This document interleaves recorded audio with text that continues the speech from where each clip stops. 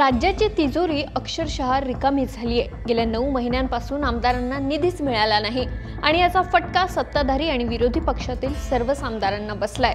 सोबतच राज्याच्या विकासालाही। राज्यातील ठेकेदारांची तब्बल 90,000 कोटींची थकीत देणी, 9.25 लाख कोटींच्या कर्जाचा वाढलेला बोजा आणि मुख्यमंत्री लाडकी बहीण योजना आणि इतर योजनांसाठी लागणारा प्रचंड निधी, यामुळे राज्याच्या तिजोरीत बहुतेक पैसेच उरले नाहीयेत।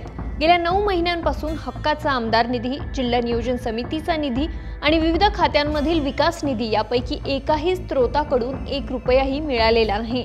परिणामी मतदारसंघातील रस्ते, समाज मंदिरं, पथदिवे आणि पाणी पुरवठा यासारखी प्राथमिक कामे प्रलंबित राहिली असून जिल्हा नियोजन समितीकडे पाठवलेले प्रस्ताव फाईलीतच अडकून पडलेत। राज्यातील सर्व 288 आमदार निधी अभावी हताश आहेत। आर्थिक तूट वाढण्यामागे राज्यावर वाढलेलं कर्ज, ठेकेदारांची न चुकवलेली देणी, लाडकी बहीण योजनेचा वार्षिक 45,000 कोटींचा खर्च तसंच मोठ्या प्रकल्पांवरील जादा खर्च ही प्रमुख कारणं आहेत।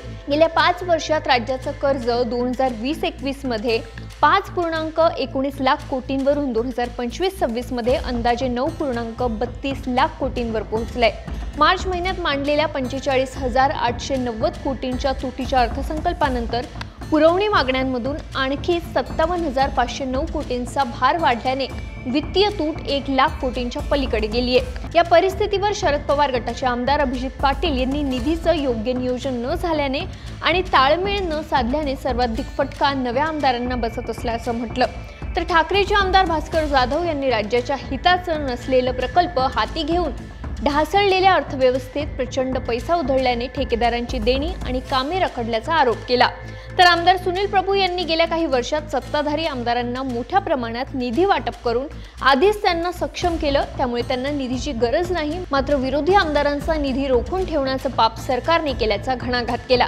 एकीकडे सिंगापूरच्या तोडीची महाराष्ट्राची अर्थव्यवस्था असल्याचं मॉर्गन स्टॅनलीच्या अहवालात सांगण्यात येतंय, तर दुसरीकडे बिलं थकल्यामुळे कंत्राटदार आत्महत्या करतोय। निधी मिळत नसल्याने सर्वच आमदारांना मतदारसंघातील कामे करता येत नाहीयेत आणि महाराष्ट्राचा विकासही थांबतोय।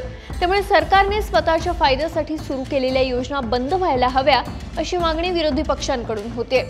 तुम्हाला काय वाटतंय? सरकारच्या तिजोरीतला पैसा कुठे जातोय? आम्हाला कमेंट करून सांगा आणि सरकारनं आम्हाला सबस्क्राईब करायला विसरू नका।